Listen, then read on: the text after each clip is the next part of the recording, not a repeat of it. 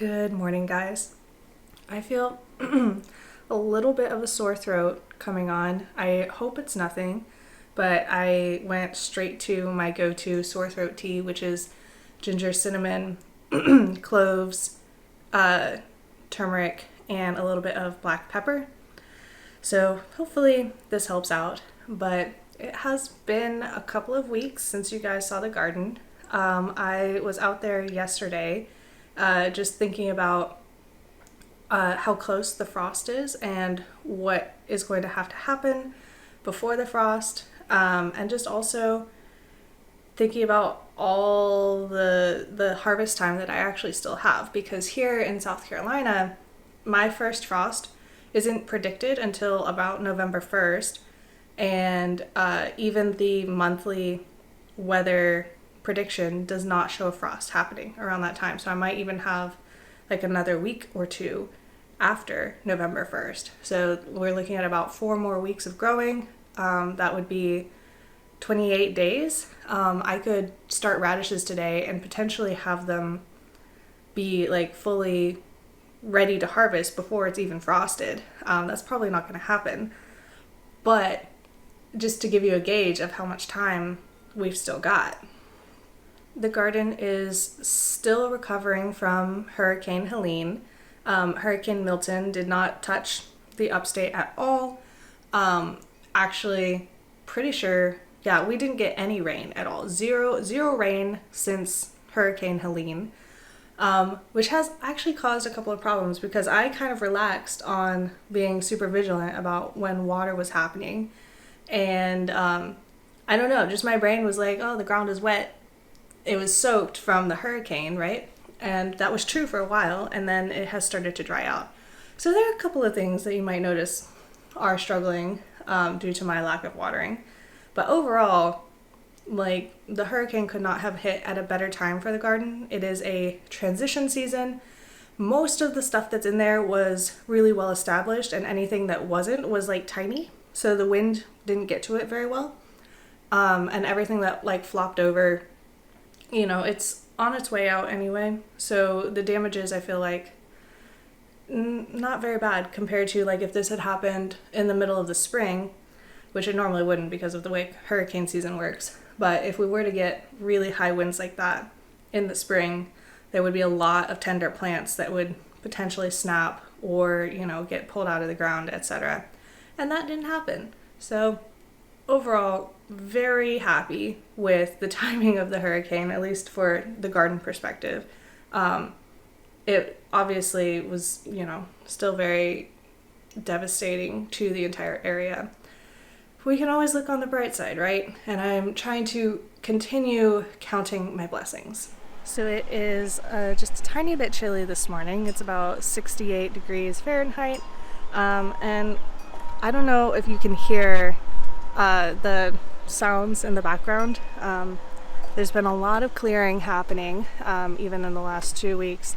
There was like at least 3 major trees dropped across the road in my neighborhood, and you know, of course, there's a ton more clearing to be done even once the roads are clear. Hopefully the wind doesn't end up being too bad for us today. Y'all know it kind of can mess with the sound a bit. So generally looking at the garden, this section at least probably looks about the same as it did the last time you saw it.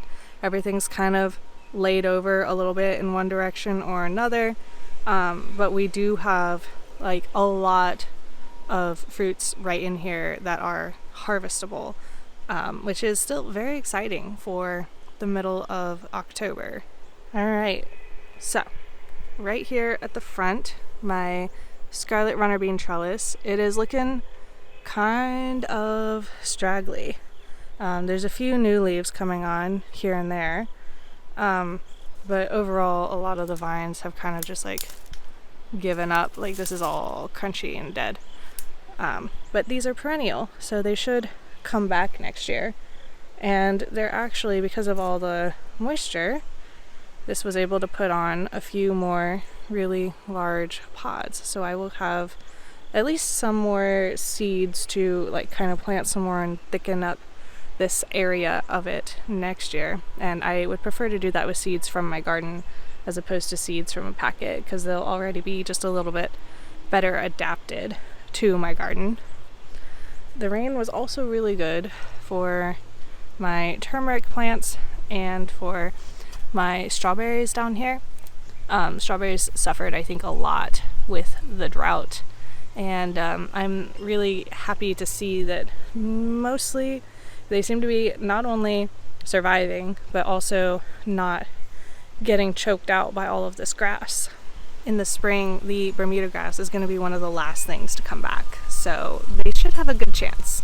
If we walk around to look at the tomatoes and the purple pole beans, you can still see evidence of a lot of that like really malformed kind of dry bean. Some of them look okay, like this looks like pretty healthy. That one looks alright. But some of them definitely are just like, this did not get enough water while it was growing, and so it's like trying really hard, but it's a little wrinkly and misshapen because of that. This grass just keeps getting taller. Oh, okay. Let's see, what else do we have around here? Zinnias poking all the way through the fence. Basil still looking lovely. I think one of the reasons I have to watch for the frost is because I will need to go ahead and just like chop all the basil before it dies from the frost and either make pesto from it or dry it out. Especially the more flavorful ones like the lemon basil and the holy basil, like those I will need to dry and keep for tea over the winter. More basil. I actually do have a few tomatoes still, and like I said, these were looking better ever since the leaf-footed bugs seem to have moved on. There's a couple of really nice looking Heinz ones over there. Still got a couple of little Borghese hiding down here as well. These look pretty nice. The marshmallow over here in the back corner is kind of taking over. It seems to have flopped over after the storm and then, righted all its leaves upright. This is also a perennial. It'll come back. I don't actually know how long it will take for the frost to kill it. I'll have to look that up. But starting around this time next year, I can start thinking about harvesting some of its roots. Right here at the front of the next row, you can see this eggplant that got flopped by the wind did not break and is just kind of leaning over here. Underneath it is my lavender plant, which seems to be doing actually really good. And there's also this little lettuce sprout that probably came from a seed that fell off one of the plants from the spring. There's actually a couple of those around if you look really close. Like this right here, this is a lettuce sprout. This one, that's a lettuce sprout. These two are lettuce sprouts.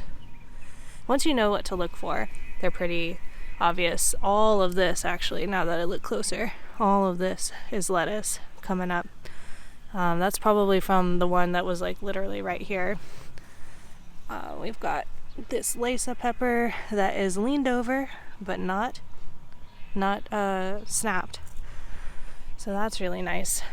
You can see more the ring of lettuce. I'll let those go.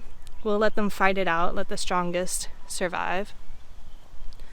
In here, these are all the sweet peppers. You can see like this is pretty leaned over.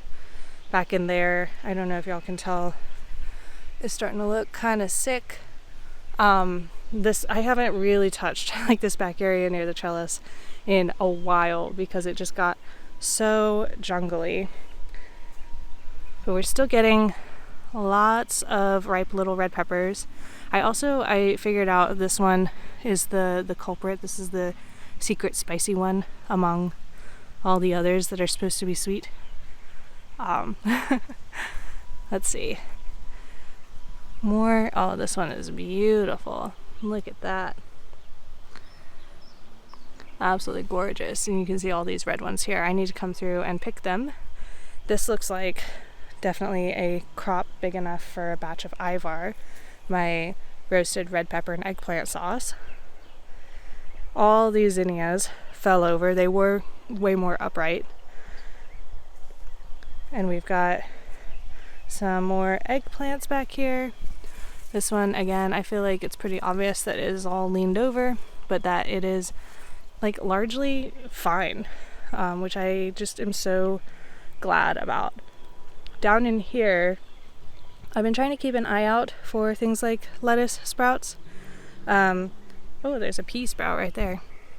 I definitely sprinkled some of my little salt shaker of seeds in this area and then didn't do anything to help them. Like we saw with the lettuce over there, it is, entirely possible for seeds to just sprout of their own accord without my help. So I'll be interested to see what actually comes up, because there was a bunch of stuff in that mix. And I don't see any of it yet. I mostly just see little wood sorrel, which is this one. This is a weed, but I don't really mind it because it stays close to the ground and it doesn't really take over too badly. Plus, I'm pretty sure it's a nitrogen fixer. Anyways, moving down to the hot peppers, I've got to start pulling Tabascos. I noticed a couple near the bottom of the plant, that are kind of rotting out, so that's not great. But most of them look really nice. I've got Sugar Rush peaches ready to pick. These plants look pretty good. You can see they're still showing signs of that disease that I've been trying to keep back all year. But by this time last year, these plants looked way worse. Once the leaves get to looking like this, then they start dropping off. And overall, like you can see, pretty healthy looking plants. I think I'll have to show you guys the basket of hot peppers that I come out of here with, because it's gonna be a lot from this area. I also am still not 100% sure what all these peppers are. I'm pretty sure this one is Anaheim. Y'all know me and my labels. Maybe someday I'll get better at it, but mostly I'm just getting better at identifying peppers. This one is my banana pino, and I can tell because it's ripening to brown instead of red. And this one I'm pretty sure is Hongochu. Also, look at this. This is one of those little broccolis that I had over here that was doing not great, that is actually survived the gauntlet and has come pretty far. There's also a ton of potato in here. I just can't seem to get rid of the potatoes. There's 2 rutabagas as well. And this area I had seeded and also take care of a little bit. There's a lot of grass and weed seedlings coming up here, but there's also all of these. At first I was like, I don't remember planting carrots, but it's dill. I'm pretty sure I planted dill over here. This is a spinach. These ones with the really long baby leaves. These are spinaches. And there's a few lettuces. Let's see. These are lettuces, these dark ones here. That's a mustard, I think, right there. Lots of little stuff coming up. And it doesn't look like that much now. Like, definitely for the number of seeds I put in, there could be way more sprouts. But I put a lot of seeds in here with the knowledge that most of them would get eaten, or, a lot of them also got washed away by the massive amount of rain we had. And so basically it's just playing a lottery. Like, I will put a lot of seeds here, and I will hope that some of them make it. I'll have to come through and double check what these are. I think these are like a grass seedling that I'll have to pull out. I will weed in here a little bit, but once they're like big enough to fend for themselves, I might stop. Behind me at the end of this third row here, all of the starts that I put in that I got from the store are actually looking amazing. This area didn't have any to start with, but I think every single start that I put in survived. And that is excellent. Absolutely excellent. You can see they've been munched on a little bit, but they are doing great. So I will maybe have some cabbages and some Brussels sprouts this year. There's also the time of year that the wild onions in this area start coming back. They are very hardy and hard to get rid of. I would eat them, but they're just not nearly as good as the cultivated types of onions, you know? So, you know, rather not have them. This guy right here is dealing with probably that same spot disease and also powdery mildew, which is that white stuff you see. But it's still trying to make flowers. Look at that. Down here at the other sweet peppers, I'm seeing still quite a few to harvest, actually. Oh, wind. What I am not seeing is really any of the fava beans that I tried to plant in this area. There's literally one here that came up and actually established itself. I must have planted like, 30 seeds at least in this area. And it was just, I didn't get them watered enough or something. Probably the water situation. So I'll probably, maybe I'll try again. We'll see how I'm feeling about it. I lied. Here's a second one. This one's a fava bean too. Alright, let's look at the trellis here. This was cucumbers, right? I haven't torn anything out. This is just stuff that has died back. You can see a little bit of one down here. This is a pea that I planted to take its place. This looks like actually a cucumber seed that was waiting that actually finally sprouted, so that's funny. There's this little tiny vine here. There's a little bit going on here. It's trying to make a cucumber. We'll see if that actually gets anywhere. And if I turn around, my blue butterfly peas are going crazy. They're making lots of flowers. I think at this point I'll start pulling essentially all the flowers that I see, because I don't think any new seed pods are going to have time to mature before the frost. So I might as well get the harvest of the flowers while I can. Hopefully I do have some mature seeds in here. Last year I definitely didn't give them enough time, and this year I gave them like all the way the whole season. Barely pulled any of the flowers so that I would get pods, and I just haven't seen any that seem like really mature to me, so hopefully they still have time to kind of finish up their stuff. Noodle bean trellis is looking sadder by the day, but it is covered in these dried pods, which I will take inside and harvest the dried beans out of. And if you look close, you can see like these are still some fresh ones here. I think it's really slowing down though. Here's a little baby one right here.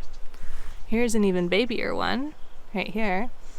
You can definitely still find them if you look, but I mean most of the leaves are essentially gone. I don't remember how much of that was already happening before the hurricane. And there should be some peas down along here. There should be more than there are. Let's see, there's one over there. There's this one here. The peas in this area just, again, like the fava beans, I really struggled to keep them wet enough to actually sprout for me. Here's another one here. I've got a couple. And man, I feel like I tried so hard and still didn't get as many peas as I would have liked. This happens to me every year, it feels like. And every year I'm like, oh, I'll try much harder this year, and like I'll actually put in the effort to plant a lot and keep them watered. And this year I feel like I did that and I still didn't get what I was hoping for. And that's pretty disappointing, but that probably means that I need to change my methods, because something about what I'm doing is not working. If we take a peek at this final row in front of me, among all the weeds, we've got still some of those tomatoes. They have been making fruits for me. Oh, here we go. Here's some of the green ones down here. Honestly, I was expecting them to be a little bit more damaged. With them sitting on the ground like that, I was really expecting that they would get eaten by a lot more bugs, and just, I guess, the timing of planting them and everything, it really turned out that you know, being over here away from all the other big tomatoes was a good thing. Maybe the shade helped too. If I point them out, you can also see turmeric here. This one is ginger. And then all the way over there, that is my lemon balm. So yes, among the weeds, there is intentional stuff here. But I've really let it go on the weeds this year. And I need to decide what I'm going to do about that. The wind has been picking up, so let's see what we can see before it gets too bad. Grapes, kiwis over here. They're not really changing very much, but they are indeed looking healthy. Mostly, we can see a change in the carrots. The carrot experiment over here. Definitely little babies everywhere. It is very crowded. Those of you who haven't been keeping up, I literally just set these little seed heads down on top of the soil after I thought I had gotten all the seeds out of them, mind you, and watered it for a while, and I just decided to see what would happen if I just left it alone to do what it was going to do with minimal human intervention. And so there's a lot of carrot babies very crowded together. We'll see how they fight it out on that. We can also look at my cucumber in the self-watering planter and see that it is not happy with the cooler temperatures we've been having at night. It is definitely, cucumbers like it warm, and it's been pretty cool. So also, like, a lot of the shredding is from the hurricane winds. So it's gotten a double doozy of very hard times. It's still flowering, still potentially going to make me some cucumbers, although I guess I'm not going to hold my breath too hard on that. This looks pretty healthy down here. We'll see. Overall, the main point is that the planter has done a good job keeping it watered, at the very, very least. Now if we walk down this row, oh, the wind is going to pick up on me again. I still need to, like, definitely add in a bunch of stuff to this raised bed. You can see it is, like, collapsing in on itself. I probably just didn't do a good enough job tamping down all the sticks and everything that I put in the bottom layer. And then on top of that, of course, it got the bad potting soil. So this raised bed has just been struggling. I had been thinking about pulling my sweet potatoes early to make room to use this raised bed for more fall stuff. And I can't decide if I'm, like, regretting that decision or not. It is still super healthy. They say you're supposed to technically wait until the tips of the vines get yellow, and that's when you know that it's, like, definitely done growing. Or, you know, until it frosts, because that'll just kill it all anyway. But, I mean, this has just continued to come back from setback after setback, like it was eaten down by deer, and then the drought, and it was looking really sad, and now it's so happy. I really don't want to disturb it, but also I do kind of regret not having stuff planted in this raised bed for the fall. Maybe I could split the difference and pull half of it out. I don't know. That's probably not a good idea. I am still harvesting leaves from these. You can use sweet potato leaves, kind of like spinach. So I add those into stuff sometimes, and it's definitely nice to have a green around during the summer to be able to use like that.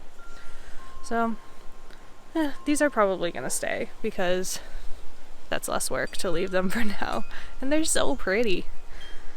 Alright, let's look at the carrots. These are so fluffy. There's one lone pea coming up in here. I think I planted 4 seeds, but only one of them made it. This is very dense. I did not ever really come back and do a lot of thinning. You can kind of tell down there how thick everything is. I did a little bit of thinning, but I just did not have the heart to do that much, and I was so worried about disturbing the roots of everything because everything was so close together. So I'll probably get smaller carrots because of that, but I mean, it's okay.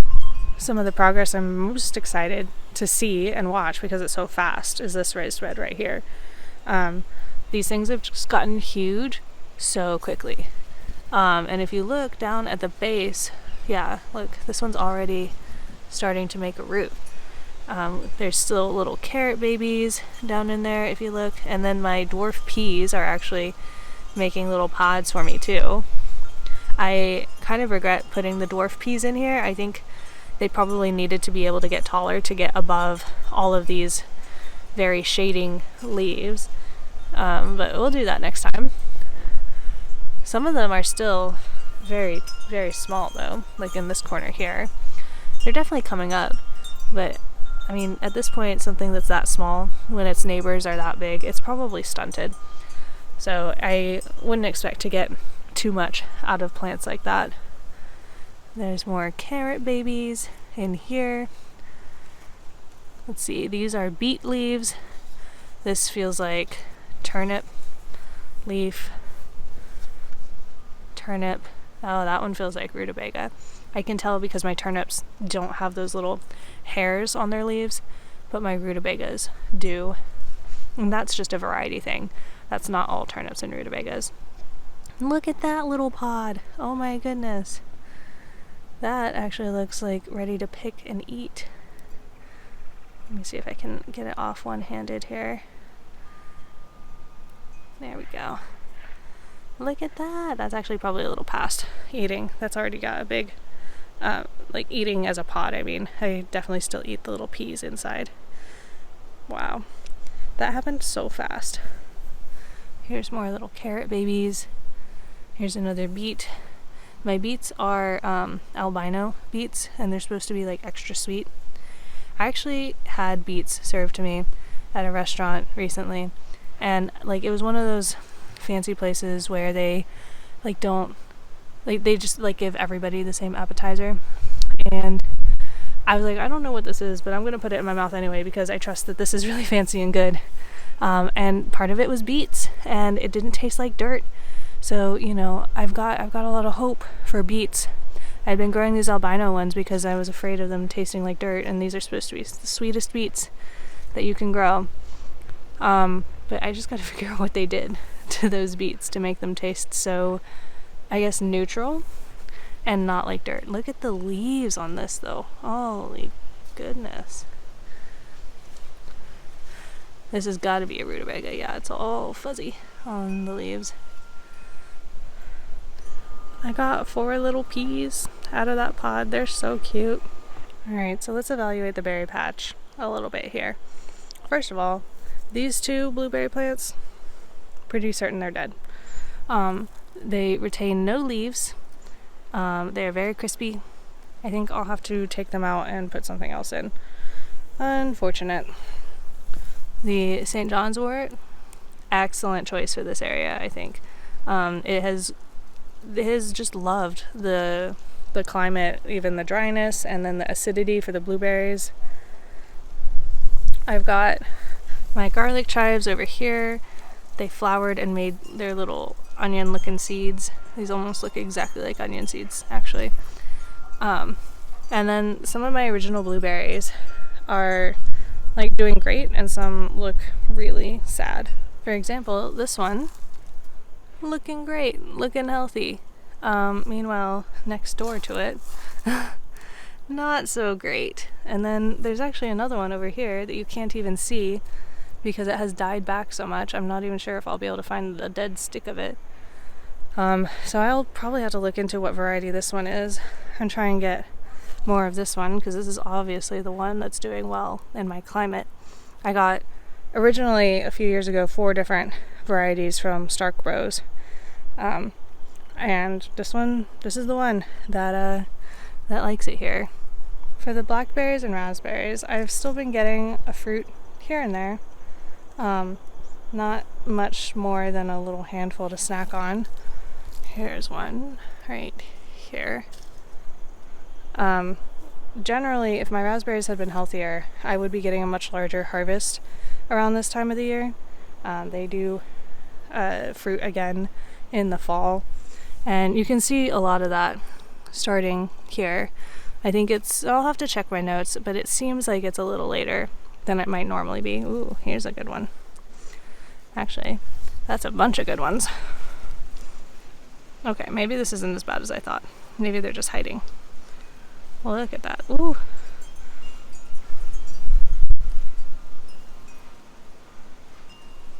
That's so many more than I thought were under here.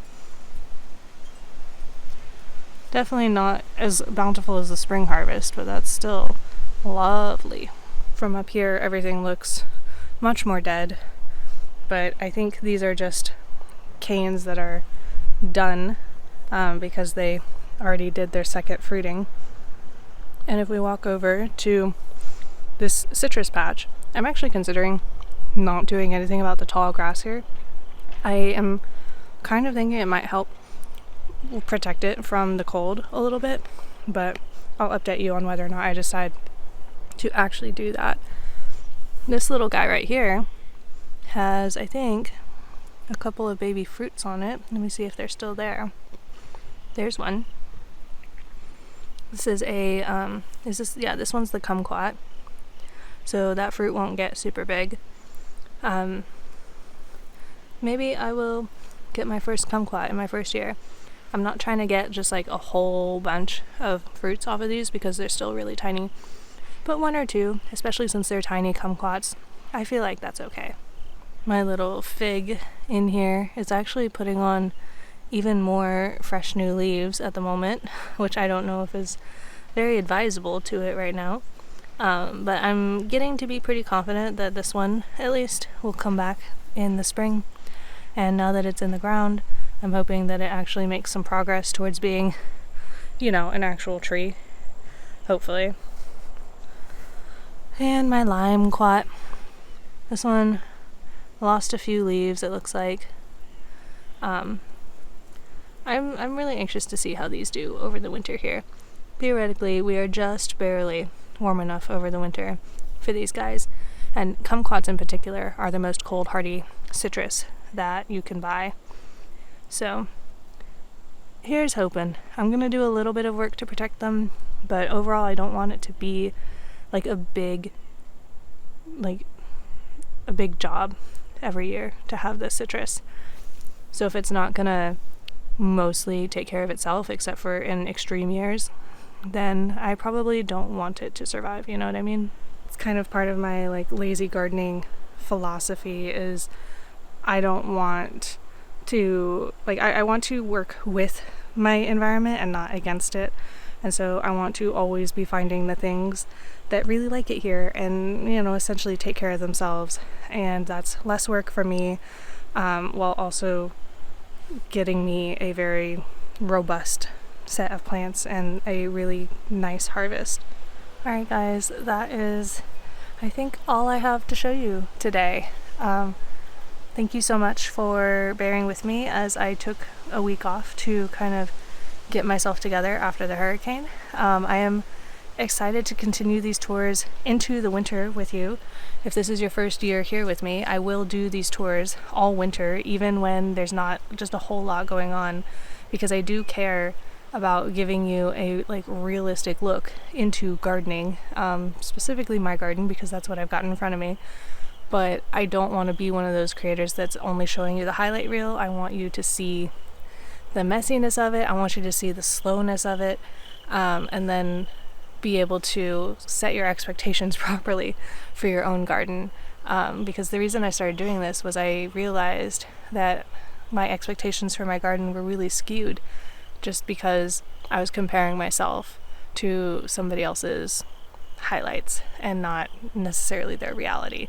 So I hope that this can help you over the winter, not just set your expectations properly, but also stay motivated for the spring, because it's not going to be that long before I'm starting seeds again. I'm probably starting seeds in February, so that's 3.5 months from now, which is crazy.